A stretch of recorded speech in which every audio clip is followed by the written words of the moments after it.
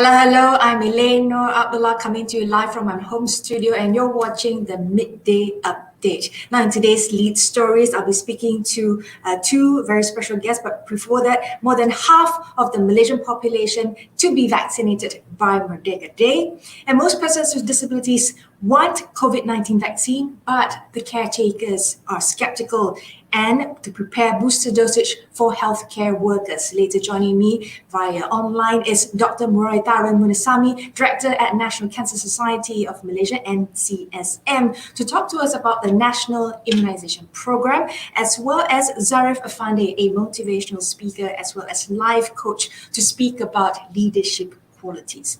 Now, in our first story, breaking Prime Minister is in Kuantan for an audience with the King himself. Datuk Seri Ismail Sabri Yaakob had an audience with the Yang di-Pertuan Agong this morning. It is believed that the Prime Minister's audience with the King is to seek the latter's consent over a list of candidates for cabinet positions. Talks are, of course, rife at the moment on the new cabinet lineup.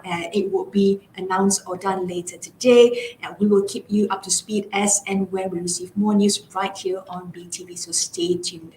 In our next story, Prime Minister Datuk Seri Ismail Sabri Yaakob and Pakatan Harapan PH leaders agreed yesterday on several matters, including strengthening the parliament, ensuring judicial independence, and institutional reforms in the country's governance. In a joint statement, Ismail, PH Chairman, and PKR President Datuk Seri Anwar Ibrahim, DP Secretary General Lim Guan Eng, and Amanah President Muhammad Shabu says this was based on the Yang di-Pertuan Agong's decree for bipartisanship to resolve the COVID-19 and economic crisis. Now, according to the statement as well, the meeting focused on the public interest agenda to find more common ground to address the COVID-19 pandemic, to protect lives and well-being against the pandemic, as well as to help alleviate the economic crisis. Now, we look forward to leaders rising above personal agendas to tackle pressing matters of the nation. And next story, by Merdeka Day, Malaysia will have more than half of its population fully vaccinated against COVID-19 virus under the National Immunisation Program. Health Director General Tan Sri Dr. Noor Abdullah says efforts to bolster the inoculation rate are currently underway to arrest new infections and reduce hospital admissions. He adds that efforts would be intensified to increase vaccination rates in other states. Now, Senator Datuk Ras Adiba says the majority of persons with disabilities in the country have no issues taking the COVID-19 vaccine because they are aware of its importance in fighting the pandemic. She adds that currently there are no statistics on how many of persons with disabilities have received the vaccine. However, they are not against it. Now, in today's morning statement on the 26th of August by Dr. Kuljit Singh, the president of the Association of Private Hospitals Malaysia, he says that the country has almost vaccinated half of the population, with 41.6% fully vaccinated as of the 25th of August 2021. And the estimation in another 2 to 3 months, there will be close to 80% or more of the population who will be completely vaccinated. And there is a proposal to the JKJAV that it would be important to start planning booster COVID-19 vaccine doses for public and private healthcare workers soon. Now, and there are concerns and worries, of course, with the fast pace of new variants within the region and elsewhere around the world.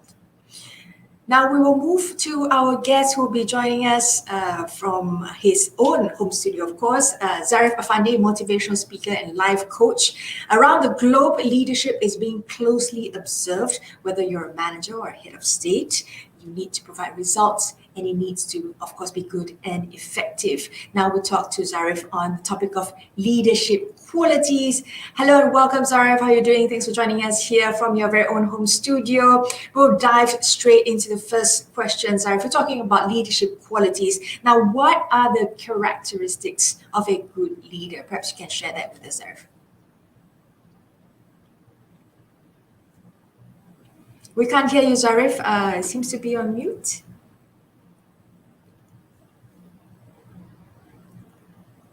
Hang on. I I think am we on have you. mute. I am on mute. Now we can hear you. Perfect, perfect, perfect.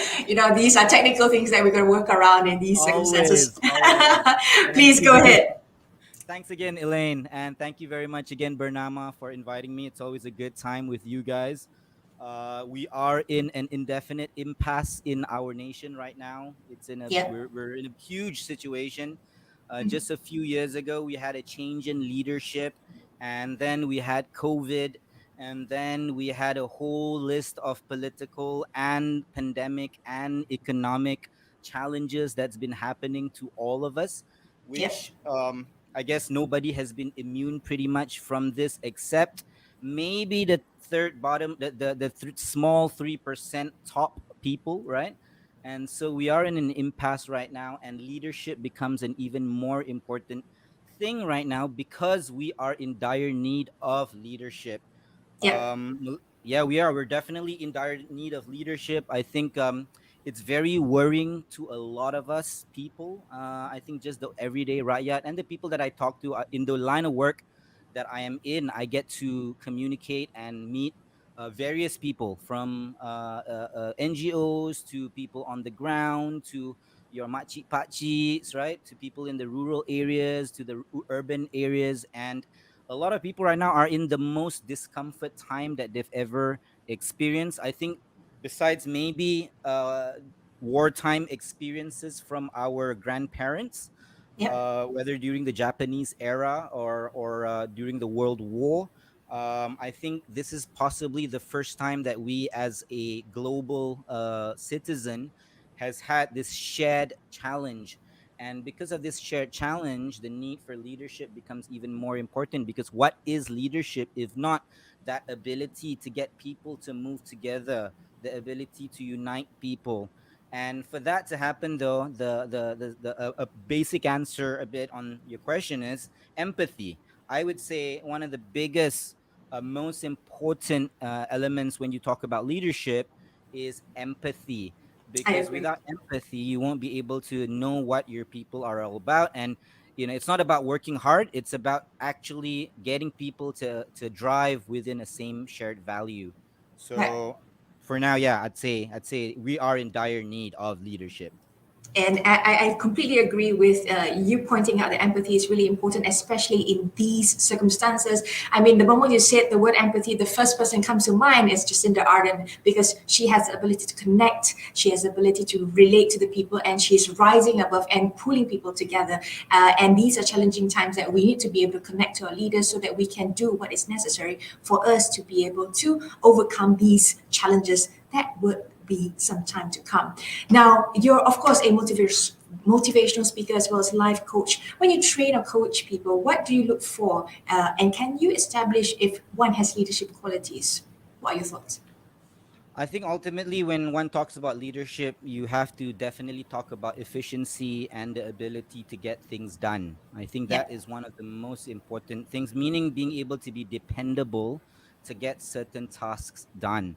Um, and this is doesn't come naturally. I think this is something that needs to be developed. This is something that needs to be cultivated through years of experience in actually doing things and actually experiencing being in positions of engagement, of action, of social impact. And so it's absolutely important for this to happen.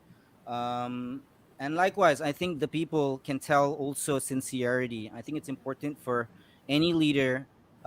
If we talk about politics, of course, the sense of sincerity is a very gray area because politics is all about winning, right? And unfortunately also, and that's where it becomes difficult if that politics is all about winning, because there can be also another way of looking at life whereby it's not about winning, it's about cooperating, it's about ensuring that everyone comes together to be able to achieve a goal and put the differences aside. I think if you when you're in an organization, whether you're in a community, whether you're in a family, you're going to be in positions of diversity, right? You have different people with different thoughts and different values, and it's about understanding, back to the empathy part as well, in understanding the values of each individual and each person in your community, family, or government, or nation, for that matter of fact.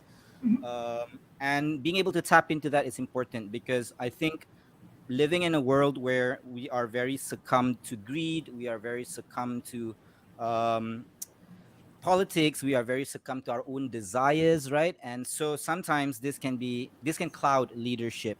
And so another important element of leadership is to be able to remain steadfast and remain your truth, because if you as a leader cannot identify the truth and will not maneuver in truth, then your entire fleet will be on course to a false narrative.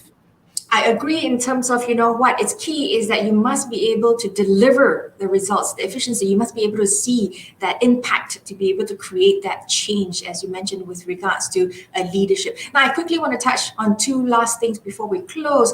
Of course, the role of leadership is evolving in the younger generation. We are requiring more younger generation to step forth as leaders in various roles and to start taking over. What would be different in the way they do things? Perhaps you can share that with us. I think we live in an era where we have a lot of information and we have a large population that is educated. And with education, I believe also comes an open mind and also comes a more comprehensive, valid belief system.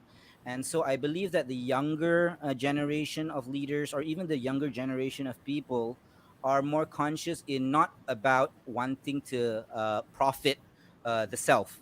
I think there is a big understanding now, a big awareness about climate change, about social justice, about equity and equality. And these are all concepts that are far more developed today more than ever, and far more available to people more than ever. And so it is absolutely imperative, I think, like for new age leaders to be able to understand this. And likewise, I think there's a maturity that is much more happening in regards to the understanding of politics as well. We have much more access, again, back to information. And I would like to say, like, say, for instance, looking at things in Indonesia, where a real unity government is in place, where they take different best people of each individual place. And this is where, if you have an organization, right, or even if you're in a family, you want the best people in your family and you want the Yes, best people in your organization to be able to be in the place to to do lead. things. Yes, Sorry, exactly, to lead. Zhariff, I have to sort of interrupt you. We running out of time. Perhaps a quick one. Amidst the pandemic and political issues, how do we uphold the Merdeka spirit? What is Merdeka to you in summary, in sort of like in a sentence? Merdeka is something absolutely special to me. I believe it's the very core of who we are. We are a free spirited being. We were born free as well, but at the same time, we were born communal. And so, being born free and being born in a communal kind of environment enables us to be able to explore, enables us to be able to grow. And for me, that is what Merdeka means: the ability, the enableness to be able to explore oneself and reach one's potential. And I hope that all Malaysians will be able to do that, reach their potential, and hope that we all break the barriers of all these challenges that we've had throughout the year. But it's absolutely imperative that we come together and that we work together. That is like everybody needs to roll their sleeves up, Yes. Merdeka, because we need to get things done. Get breakthrough. Thank you so much, Zhariff, Inshallah. for sharing your thoughts with us. That was Zhariff Afandi, motivational speaker and life coach, speaking to us about leadership qualities. Thanks so much. Now we have our other guest who will be joining us, Dr. Murallitharan Munisamy, director at the National Cancer Society of Malaysia, NCSM, and we're talking about the National Immunisation Program. Senator Ras Adiba commented about the take-up rate and acceptance of the vaccine. Apparently, people with disabilities don't seem to have a problem with getting their jabs. Your thoughts, please, Doctor.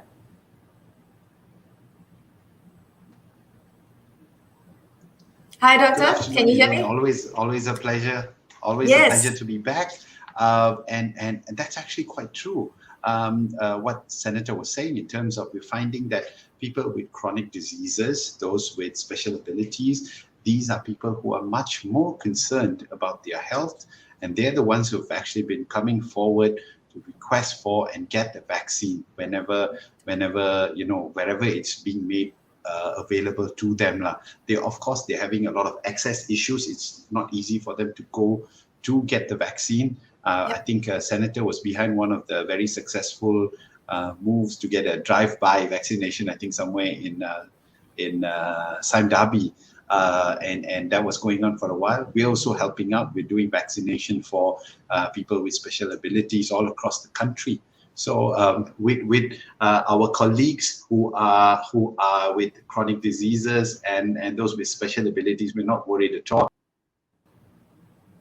Now, how is the house-to-house vaccination program by NCSM coming along? Perhaps you can share with us a story. I think there is a story with regards to a couple of challenges within the program, Doc.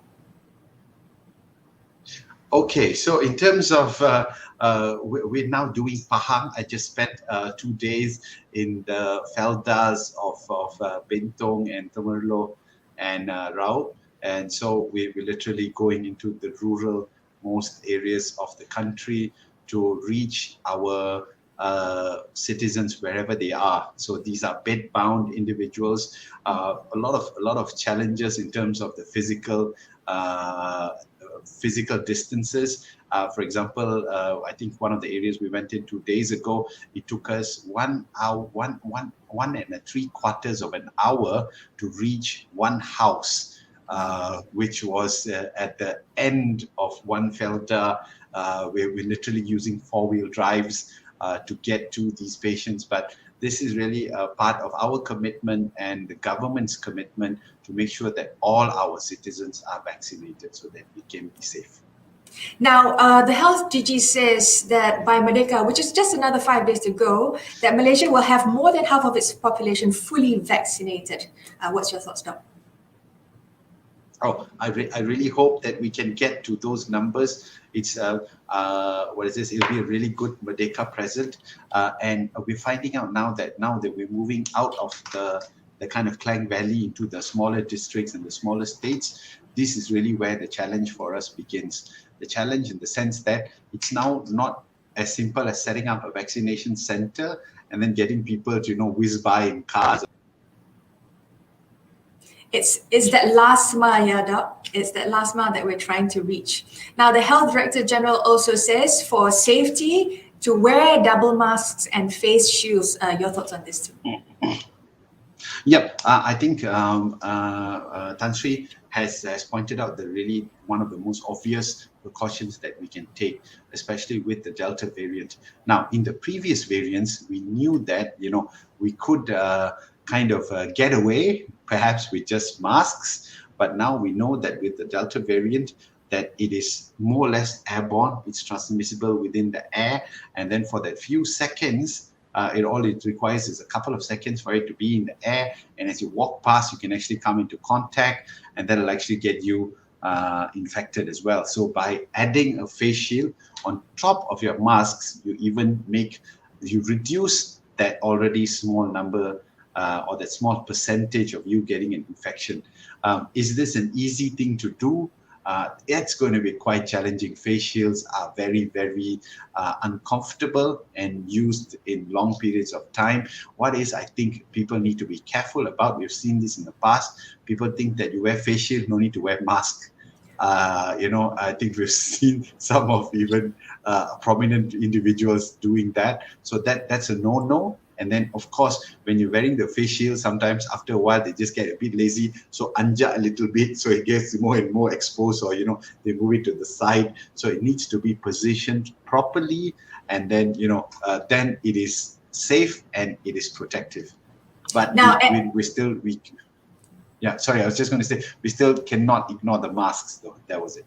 So definitely continue to mask, double mask and shield, because with the Delta variant around, it is additional precaution. Now, an estimate suggests that in another 2 to 3 months, there will be close to 80% or more of the population who will be completely vaccinated. Now, what should the public know about where we are and things to have in mind with regards to the jab? Because, some people think that, if you're vaccinated, you can just, go about and do things as before. Perhaps you can dispel any sort of myths. Okay. So now this is where it gets a bit challenging. Okay, in a closed environment where, if let's say in your office or in your family where everyone's vaccinated, you're quite clear that everyone's vaccinated, there can be a relaxation of a lot more precautions than necessary, including even the necessity to even wear masks within within a group of vaccinated people. Now, unfortunately, in an open setting, for example, we're now starting to start dine-ins and all that. You go into a restaurant, you sit down, there is no way you're ever going to know whether anyone in the restaurant or even anyone who's walking into Bungkus Bungkus Teh Tarik while you're sitting there, whether are they fully vaccinated or not and how long they're vaccinated for. So in a public setting, I'm going to really echo what Tan Sri DG is saying, and a lot of our other health experts are saying. You still need to continue to be as cautious as we can. Thank you, Doc. Essentially, we need to maintain SOP, wear masks, extra precaution, keep distance, and keep our hygiene levels as well as health up. Thank you so much, Doc, for sharing that with us. There's, of course, Dr. Murallitharan Munisamy, Director at the National Cancer Society of Malaysia, speaking to us about the National Immunisation Program. Thanks, Doc.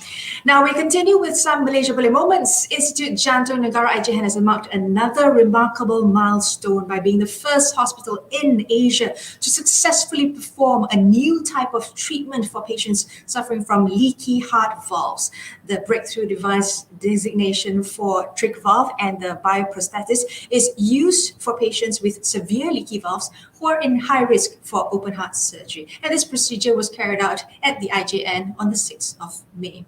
Continuing on, Malaysia Boleh Moments 2, UK-based Malaysian scientist Dr. Serena Nick Zainal has once again been recognized for her efforts in cancer research, now this time being awarded the Francis Crick Medal and Lecture 2022.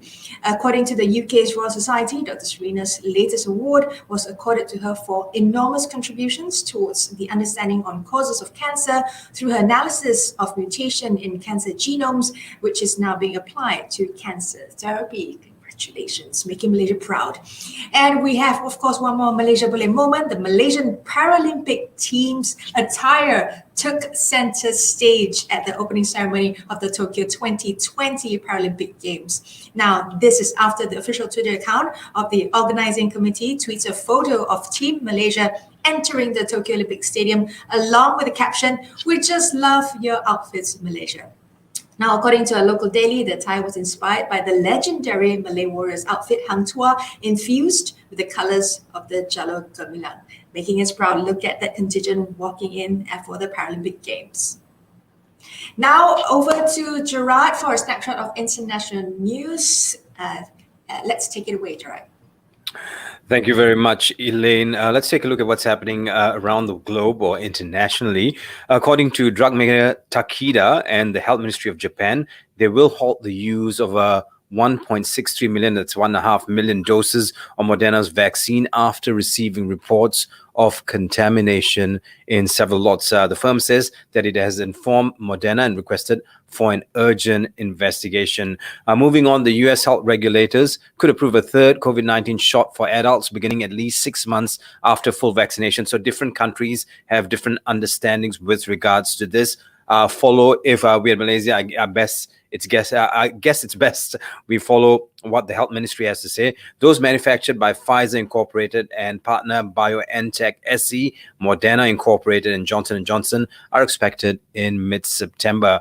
Moving along, Western nations, and this is about Afghanistan, are scrambling to evacuate people from Afghanistan, and they're trying to help many Afghans who have helped them during the war. Now, some countries are worried that those left behind may face an uncertain fate under the Taliban when troops leave next week. Now, Joe Biden has ordered all troops out of the South Asian nation by the end of the month, spurning pleas from European allies for more time to get the people to safety. Now, finally, Charlie Watts, and this is something to do with the music world, the drummer of the legendary British rock and roll band, the Rolling Stones, passed on at the age of 80. Watts was known as the quiet man of this very riotous band, which helped define the swing 60s with timeless hits such as, I'm sure you can remember this, Jumping Jack Flash and I Can't Get No Satisfaction. Back to you, Elane. We'll go over to some topics trending on Twitter. Afghan people on Twitter have been talking about the recent evacuation of Afghanistan citizens to the United States, and also trending COVID-22 Twitter users have been expressing their concerns of the new term COVID-22, which is now ensured does not exist by experts. And Ronaldo fans and supporters of football player Ronaldo have been expressing their relief over his rejection towards moving to Manchester City.